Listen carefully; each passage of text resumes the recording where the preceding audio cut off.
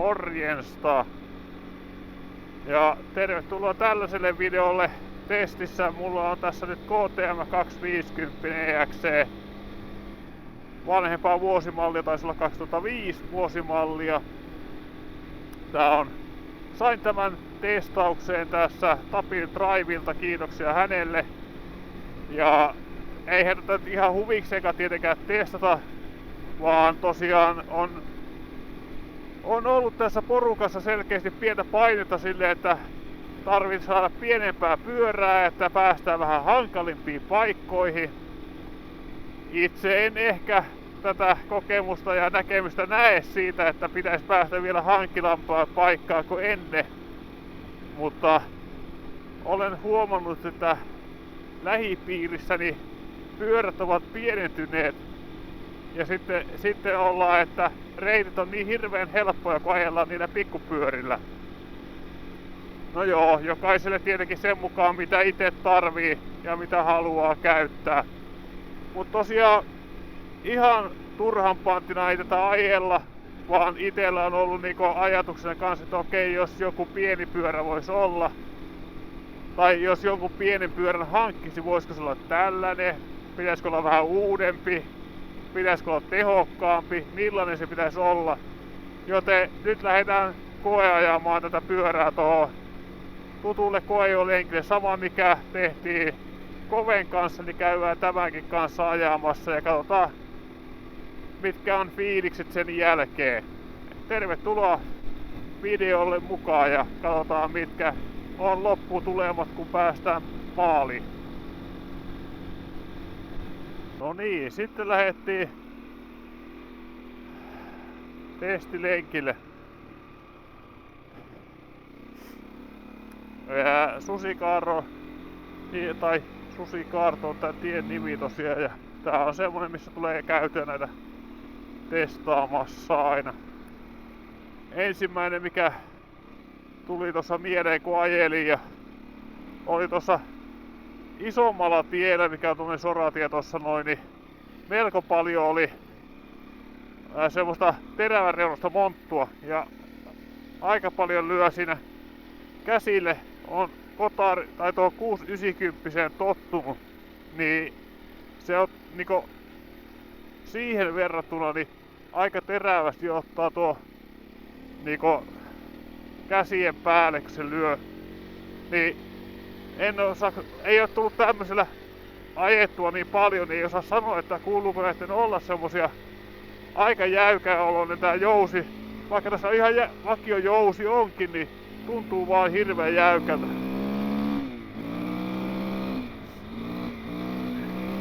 Tämmöisessä tää on niinku omimmillaan kyllä, että tämmöisessä polussa menee. Mutta tässä on just se, mikä tulee nyt tässä mieleen, että tää on niinku paljon kovempi tää jousitus, mitä mulla on 690. Mutta tässä nyt mulla on mittari näyttää 57 ja musta tuntuu, että mä menen ihan helvetin lujaa. Ja sit taas, jos mä menen 690, niin mun mittari saattaa tässä näyttää jotain ihan muutakin. Ja se ei tunnu se vauhti semmoselta.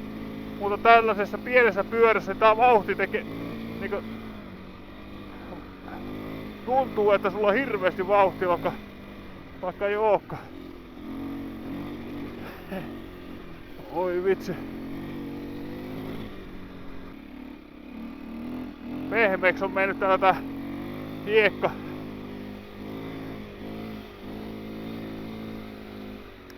Mulla on myös aika hankala tässä toi seisonta-asento, koska tää on niin korkealla nää jalkatapit, että tästä ei oikein saa semmoista otetta, mutta sitäkään en osaa sanoa, että onko se varmaan korjatus, jos olisi muutama sentin laskettu jalkatappeja, niin sais paremman otteen.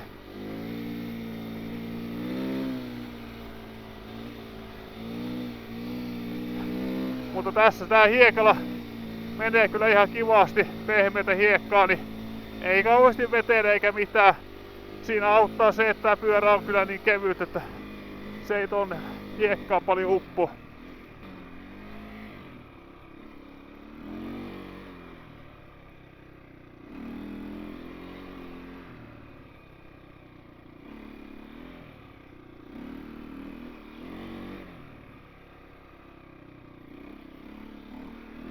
Tämmöisessä on huomattavasti kyllä notkeampi ja helppo käsiteltävämpi kuin 690, että tosi notkeasti kääntyy ja ketterästi. Ei tarvitse paljon arpoa, että meneekö tuosta puun välistä vai ei, kun se vaan niinku kääntyy siihen. 690 kanssa saa vähän tiukemmissa mutkissa niin arpoa, että miten se saa siitä taittumaan. Joo. No niin. Sitten jännityksellä pohdimme, eli mä ajoin viimeksi tosta tätä reunaa pitkin. Ja siellä oli se puu siellä lopussa. Mennään tästä reunaa pitkin ja pysytään tuolla oikealla puolella. Ei mennä kaatumaan tällä kertaa.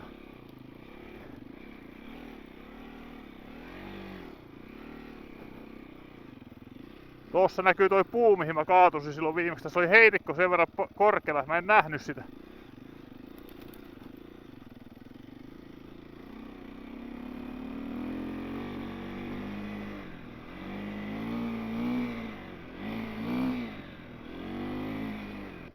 Se olisi fiksumpi kaveri saattanut ajaa toisinpäin tän lenkin.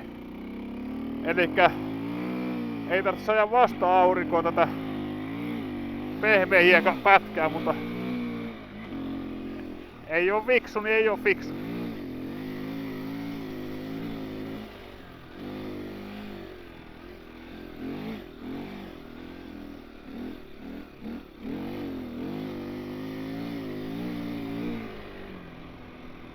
On kyllä melkoista hommaa. Tässä tää menee kyllä tosi kivasti. Mutta mulla on koko ajan tää seisontasento on vähän tämmönen kyttyrä selkä, kun ei muuten ylety kahvoihin, jos on hyökkäysasennossa. Tosi raskas siinä mielessä. Toki tää pyörä varmaan menee tässä pehmeällä hiekalla ihan istualtiinkin. Mut silti jotenkin tuntuu paremmalta, kun se ei oo tässä pakaraalla ja ei tunnu se kaikki muljuaminen, vaan pääsee menee tälle ihan pyörä omaa tahtiin. Ei oo kyllä pehmeä hiekka ajossa niin moitteen sijaa siinä mielessä, että ei oo tarvinnut kertaakaan jännittää eikä kääntää eikä ohjata sen enempää, vaan menee niinku just silleen kun ite haluaa. Tosi hienosti menee. Käydään tosta Ressun tieltä vielä, ottaa vähän mutaa ja muuta mukaan, niin katsotaan mitä sieltä löytyy. Itse asiassa tästä varmaan olisi voinut mennä. Joo, mennään tonne päin. Taas on pohjapanssari, kyllä niitä löytyy täältä näköjään enemmänkin.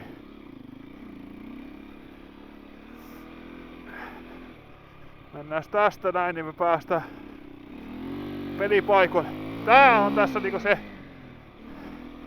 mukava tämmöisessä kevyessä pyörässä, että sä tuut tommoseen, tossakin meistä lähtee vähän niinku alta, niin se vaan nousee kevyesti, kun pikkusen avittaa, niin sä pääset sieltä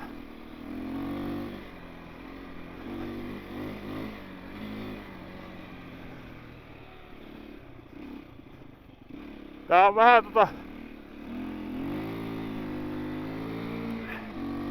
tämmöisessä menee tosi hienosti. Ja mulla kävi poika ajamassa kanssa tätä eilen. Ja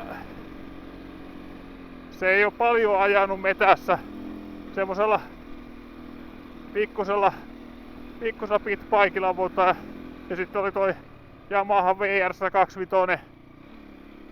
Mut silläkin niin heti kun sai kortit ja muu, niin ajelin vaan asfaltilla ja nytkin tosiaan teki 690 sen supermoton. Niin sain silti houkuteltua tänne tällä pyörällä ajamaan tonne mettään. Itse ajoin omalla pyörällä ja Muksu ajoi tällä pyörällä ja oli kyllä innoissaan siitä, että hän pääsi kaikki ne paikat mistä mentiin ja sanoi, että oli tosi helppo käsitellä. Elikkä tää on varmasti todella hyvä pyörä semmoseen, jos oot ottamassa niinku ensimmäisiä askelia. Ja sit toki mitä itse tästä ajattelin, että tää olisi mulle, niin just pientä reenausta sille, että noita pahempia kohtia, just joku pölliylitys tai jotain muuta, voisi opetella sitä tasapainokeulимishommaa vähän se tämmöisellä pienemmällä pyörällä ensin, että olisi kevyempi. Mutta en osaa sanoa sitten, että onko tässä itselle tarpeeksi potkua sit siihen, koska mä oon nyt tässä yrittänyt näitä keulannostoja ja semmosia vähän tehdä, niin se ei vaan niinku meinaa lähteä nostaa itsellä tätä keulaa. Voi olla tekniikassakin vika, ei sen puoleen. Kaikki on mahdollista. Mutta mun pitää ehkä käydä koittamassa jotain. Mä oon ihan alun perin sitä 3,5 ajattelin, että siinä olisi sen verran potkua, että se varmaan lähtisi ihan kivastikin. Mutta tosiaan niin nyt Tapin Drivelle oli, että hän voisi tästä luopua, niin sillä sitten mielenkiinnosta aloin tätä koittamaan ja eikä tosiaan yhtään ole vielä päätetty, että otetaanko vai eikö oteta vai mitä tehdään, mutta tämmöisiä ensimmäisiä ajatuksia tässä on nyt tullut mieleen. Jahas.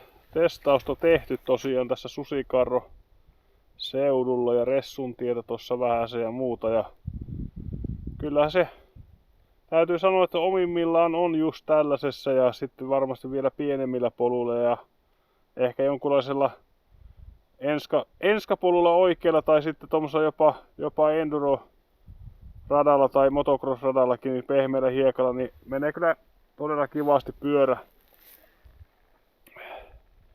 Mulla on ehkä siinä nyt sitten itsellä semmonen se iso kysymysmerkki on se, että tää on ehkä kaikki semmoista mitä mä tässä nyt on ajanut, niin on toki semmoista mitä mä pystyn ajamaan sillä 690-lläkin, että tällä mulla ei tule hiki, 690 mulla tulee hiki. Ja toisaalta itse tykkää just siitä, että käy vähän kuntoilemassa ja saisi ehkä hien pintaa sillä moottoripyörällä ajaessakin. Sehän tietenkin tarkoittaa vaan sitä, että mä ajoin nyt aivan liian hiljaa tällä pyörällä, enkä ottanut maksimeita irti, kun niin ei tullut tarpeeksi kova hiki. Toki eilen taas kun ajoin, niin oli kova hiki, vaikka tuntui, että ei kovin lujasti ajanutkaan. Tämähän on tosiaan 2000, sitten korjatkaa jos on väärin, 2000, olikohan nyt 5 vai? Se on mitä 2005 vuosimallia. Ja tosiaan kaasarivehje, niin itellä ei noita kaasarivehkeitä ollut sitten Honda Monkey, mikä oli kaasarilla, niin tosi hyvin kyllä toimii. Ei ole siitä huolta eikä murhetta, vaan aina on tossa kun koitat, niin lähtee kyllä käyntiin ja eikä ole pooannut mitenkään, kun lämpee koneen, niin sen jälkeen toimii tosi hyvin. En ole huomannut mitään ongelmia sen suhteen. Mutta isot pojat aina pelottelee, että kaasareissa saa koko ajan olla säätämässä ja korjaamassa, niin en tiedä pitääkö paikkaansa. En tiedä sitten miten iskareita on huolettu tai mitään muuta, mutta oikein jämäkät on nyt. Tuolla isolla tiellä kun ajoo, niin tuntuu, että vähän liiankin kovalta noi joustot.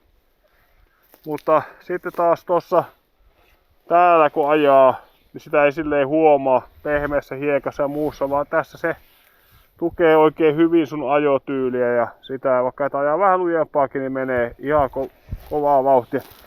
No nyt mä oon tässä kattele tätä jousituksen säätöä, niin tää on niinku vedetty tää esijännitys kyllä aika kireelle. Ja tuolla lukee 88250. Mutta mä en tiedä, että onko siinä sitten, onko tuo 88 newtoneita vai mitähän se on. Vai onko se vaan tuo profiili. Pitää vähän googlettaa sitä. Mutta tosiaan muutenhan tää pyörä on ihan suht netissä kunnossa ikäisekseen, ettei kai tässä mitään.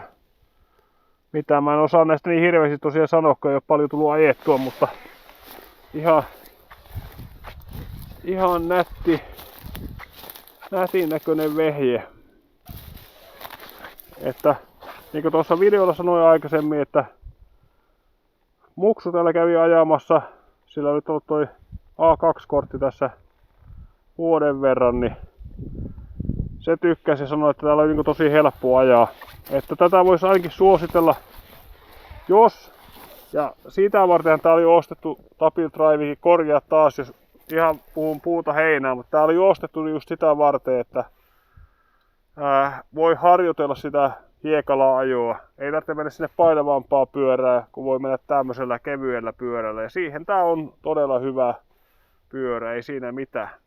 Nyt tässä sitten jää itselle mietittäväksi se, että onko se riittävän hyvä, että ostanko minä tämän pois vai pistetäänkö myyntiin sitten tonne jonnekin muuhun kanavaan ja joku muu onnellinen saa tän ostaa sitten itsellensä. Vai jääkö tää Tapil Drive omaa varasto? Minähän suosittelen kyllä aina, että pyöriä ei kannata paljon myydä, koska näiden hinta yleensä vaan nousee. Mutta eipä mitään. Aletaan pohtimaan. Mä yritän jostain taikoa vielä 350 ja ehkä jopa 400 se testiin. Ja sitten on tossa niin katsotaan mitä muita pyöriä on. Tuossa Konepolku nimisen firman kanssa ollut puhe, että niillä olisi tuossa Beta 250 kaksitahtinen, niin sitä voisi käydä koeajamassa. Sen hinta on vaan itselle vähän kova, että tommoseksi kolmanneksi pyöräksi niin se oli muistaakseni jossain 7000 € huitteilla, niin se on aika kallis. Mitä on itse ajatellut, että voisi tämmöisestä pikkuharrastepyörästä, millä ei tule välttämättä ajettua niin kovin paljon, niin maksaa. Varmasti hieno peli, ja siksi mennään katsomaankin sitä, että onko se hyvä vai miltä semmoinen uudenkarhea kisakirja pyörä tuntuu. Mutta ei mitään. Lähdetään jatkaa tästä matkaa vielä ja kotiin päin. Ja kiitoksia, kun katsoitte videon ja pistäkää kommenttia alle, että mitä olette itse mieltä. Mikä on ultimaattinen tämmönen kevyt pyörä. Mikä menee Mä tiedän, että siellä on muutamalla kaverilla ainakin Husqvarna 350 ja muuta kaskassia löytyy ja muuta, niin jokaisessa on varmasti hyvät puolet ja näin poispäin. Mutta laittakaa viestiä ja kommenttia alle, että onko järkeä 690 kaveriksi pistää tämmöistä pientä pyörää. Noniin, se on morjes!